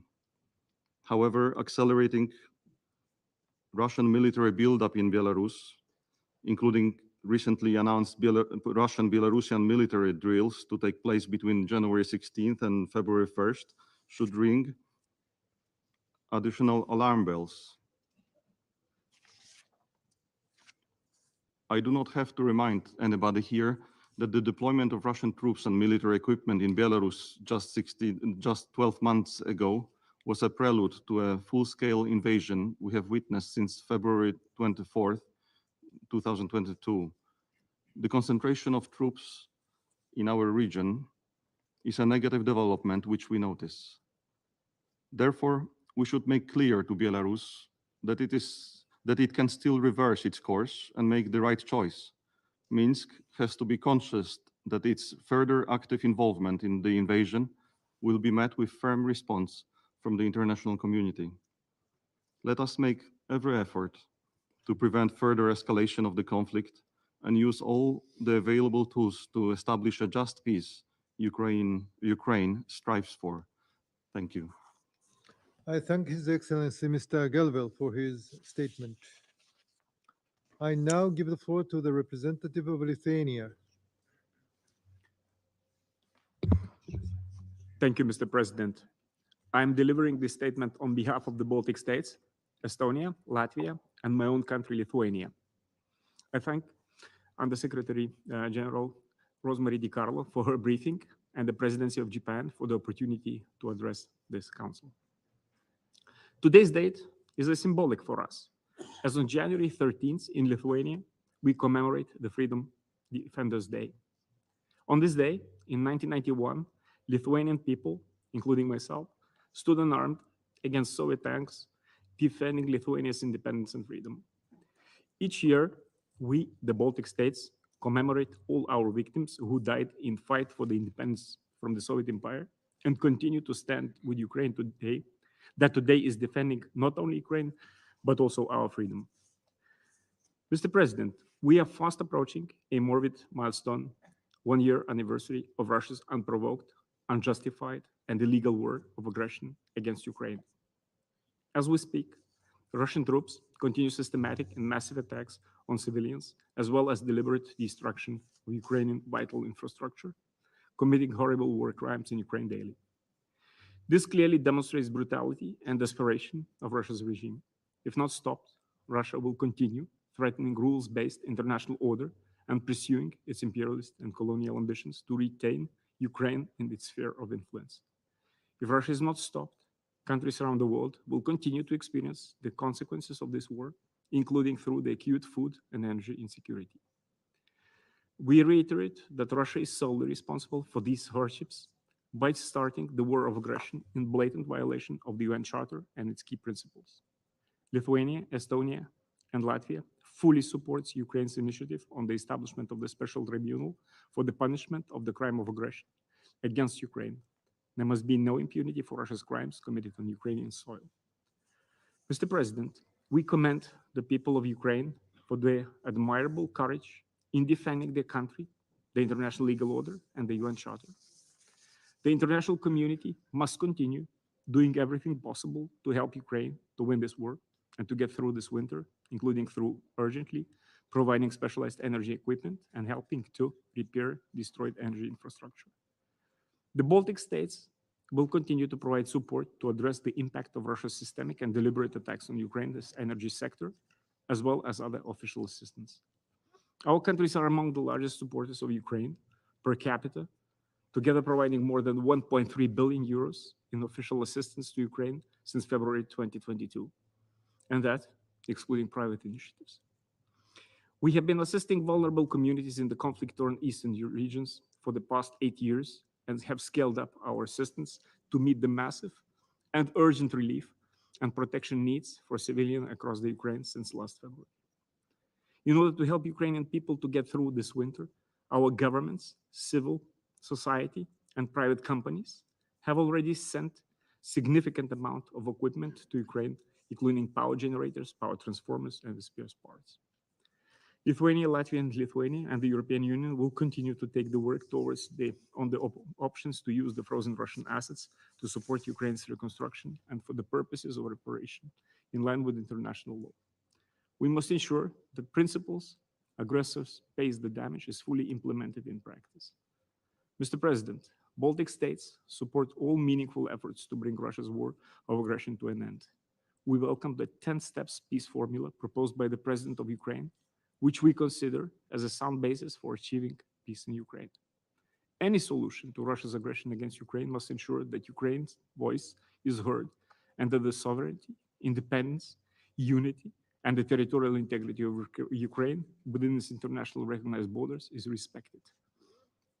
As the international community, we must continue to demand every single day that Russia stops this brutal aggression. Our position is clear. We will support Ukraine and defend the principles of UN Charter as long as it is necessary. We are confident that Ukraine will prevail, as this was powerfully conveyed to us by the First Deputy Minister, Emina Japarova. I thank you, Mr. President. I thank the representative of Lithuania for their statement. I now give the floor to His Excellency Mr. Olof Skog, Head of the European Union to the United Nations. Thank you very much, Mr. President. Good afternoon, colleagues. I have the honor to speak on behalf of the European Union and its member states, the candidate countries North Macedonia, Montenegro, Albania, Ukraine, Republic of Moldova, and Bosnia and Herzegovina, potential candidate country Georgia, as well as Norway and Andorra, align themselves with this statement. And I want to thank Rosemary DiCarlo, as everyone else have done, and thank you, Mr. President, for the opportunity to say a few words on this very important topic. But first, I wanted to acknowledge and pay tribute to the participation and the testimony today of the Deputy Foreign Minister of Ukraine.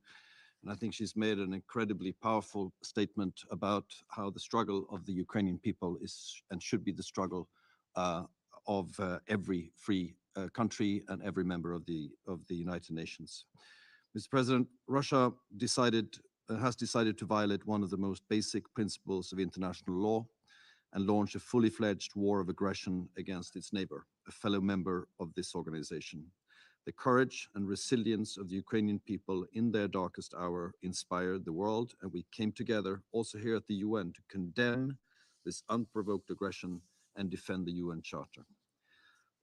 In 2023, not even 2 weeks into the new year, Russia continues its brutal attacks on civilians and critical infrastructure in the midst of winter. So in response, we must continue to stand together with Ukraine and in defense of the founding principle of these organizations. And as members of the Security Council, we call on all of you to assume your responsibility in upholding the Charter and in defense of international peace and security. Today, as Russia's onslaught against the people of Ukraine persists, I'd like to highlight, and I think we all should highlight, 3 points. One, the need to protect civilians. Second, the importance of accountability. And third, our support to all meaningful initiatives towards a just peace. First, the members of the UN are bound by international law to protect civilians. Russia's ongoing campaign of systematic airstrikes against civilian targets and critical infrastructure must stop. These cruel, inhumane attacks only aim to increase human suffering and deprive Ukrainian people and emergency services of electricity, heating, and water. Attacks against civilians and civilian infrastructure add to the growing evidence that Russia is committing war crimes, as has been reported by the Independent International Commission of Inquiry on Ukraine. The EU is intensifying our provision of humanitarian aid and civilian protection assistance and our support to the restoration of Ukraine's critical infrastructure to help Ukraine get through the winter. We've also responded with additional restrictive measures against Russia as well as against Iran in response to the delivery of drones and their deadly deployment in Russia's war of aggression. We call again on Russia to ensure unimpeded humanitarian access to all areas under temporary control, as well as to persons detained by Russia and those forcibly transferred to Russia. The contamination of landmines and remnants of war left behind by Russia's armed forces is not only posing a serious obstacle to relief and the aid delivery efforts, but they're also a serious threat to the lives of civilians, in particular children. Second, Mr. President, there can be no impunity. Russia's war has brought death and destruction to its neighbor. The EU welcomes all efforts to ensure full accountability for war crimes and the other most serious crimes in connection with Russia's war, including ways to secure accountability for the crime of aggression. Russia must bear the legal consequences for all violations of international law, and accountability in its broader sense must be ensured, including victims' rights to truth and reparations, as well as guarantees of non-repetition. We support the investigations by the prosecutor of the ICC. The EU has, and we reiterate the order of the International Court of Justice of March of last year for Russia to immediately suspend its military operations in Ukraine. We call on Russia to comply with this legally binding order, and we will continue to support Ukraine in the framework of the ICJ proceedings. Thirdly, we support all meaningful efforts to bring an end to Russia's war. The path to peace is for the aggressor to withdraw its troops and military equipment from the entire territory of Ukraine and respect its sovereignty and territorial integrity. We stand ready to support Ukraine's initiative for just peace.